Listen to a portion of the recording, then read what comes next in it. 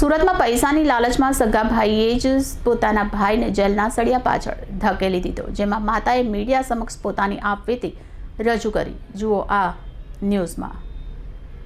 કહેવત છે કે જળ જમીન અને જોરું ત્રણેય ગજિયાના છોરું।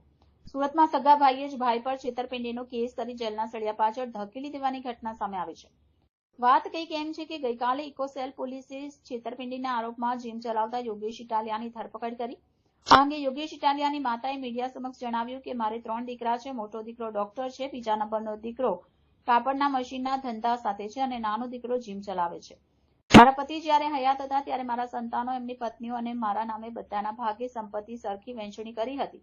મારા પતિના અવસાન બાદ મારા બંને મોટા દીકરાઓ બધો ઘરનો વહીવટ અને ધંધાનો વહીવટ સંભાળતા હતા। વિશ્વાસ અને સમજદારીથી ત્રણેય પરિવાર અને હું સાથે જ રહેતા હતા। ત્યારબાદ થોડા મહિનાઓ પહેલા મોટા બે ભાઈઓને સંપત્તિ અને ધંધાઓ હડપી લેવાનો વિચાર આવ્યો અને મને અને મારા નાના દીકરાની સંપત્તિ લઈ લીધી અને અમને અલગ કરી દીધા। હું હાલ મારા નાના દીકરા સાથે રહું છું।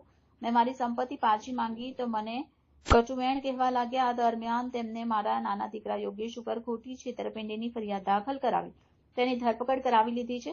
મોટા દીકરાએ અમારી સાથે વિશ્વાસઘાત કર્યો અને સંપત્તિ અને પૈસાની લાલચમાં સગા ભાઈએ જેલમાં મોકલ્યો છે। મારી પોલીસ પાસે એટલી માંગ છે કે મને અને મારા નાના દીકરાને ન્યાય આપવામાં આવે। મારો નાનો દીકરો નિર્દોષ છે અને મા તરીકે મને ત્રણેય સંતાનો સરખા હોય છે, પણ આજે જે ઘટના બની તેનાથી મને ખૂબ જ આઘાત લાગ્યો છે। મારું નામ રૈયાબેન રાજાભાઈ ઇટાલિયા છે। મારે 3 દીકરા છે। મોટા દીકરાનું નામ અમિતભાઈ, વસલા દીકરાનું નામ અનિલભાઈ, નાના દીકરાનું નામ યોગેશભાઈ। તો મારા અત્યાર સુધી સમજણના હિસાબે 45 વર્ષના થયા, 42 વર્ષના, 40 વર્ષના, ત્યાં સુધી હા પોતાને સમજણ હતી ત્યાં સુધી ભેગું રહ્યું। આ 6 મહિના થયા જુદું થઈ ગયું। પછી એકાબીજીને અત્યારે બે મોટા દીકરાને અમિતને અને અનિલને યોગેશ ઉપર વિશ્વાસ નથી ને વિશ્વાસઘાત કરી અને આ સવાર દિનો એને પકડાવી દીધો છે અને એને પૈસાના પાવરથી અને એની મિલકત વાલી લાગી। માં નથી વાલી લાગી, નાનો ભાઈ નથી વાલો લાગ્યો। મેં મોતિયાનું ઓપરેશન કરાવ્યું તો મારા 2 દીકરા મારી 2 મોટી વહુ મને 4 માંથી એક પૂછ્યું નથી। તો આ ડોશીની તો હું અધોગતિ એમ, ડોશી તો જાણી 3 પથરા મોટા કર્યા છે ને એવું લાગે ને।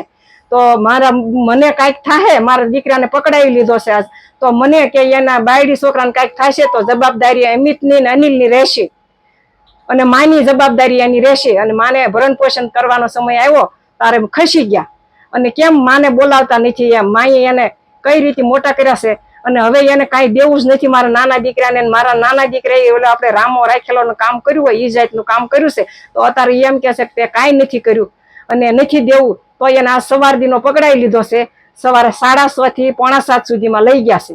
તો મને કાંઈક થઈ જાય કે એને કાંઈક થઈ જાય તો જવાબદારી 2 મોટા ભાઈની અમિતની અને અનિલની રહેશે। 2 મોટા દીકરાએ કાવતરું કર્યું અને મારા નાના દીકરાને કાંઈ દેવું નહોતું અને આ વહેલી સવારે એને પકડાવી લીધો છે અને મોટા દીકરાને 2ને અમિતને અને અનિલને મિલકત વાલી લાગી છે અને ભાઈ નથી વાલો લાગ્યો। અને આવું કાવતરું તો આજ સવારે થયું અને અમે તો કેદુના કહેતા જ થા જે માપે હોય જે હરખું કરી નાખો, તો એની કાંઈ હરખું કર્યું નહીં અને હવે અત્યારે એને લાલચ થઈ છે પૈસાની અને મિલકતની, એટલે એને દેવું નથી કાંઈ નાના દીકરાને। મોટો દીકરો સૌથી છે એ કાપડની ફેક્ટરી ચલાવે છે અને વસલો દીકરો છે એ MD ડોક્ટર છે, એ 3 હોસ્પિટલ ચલાવે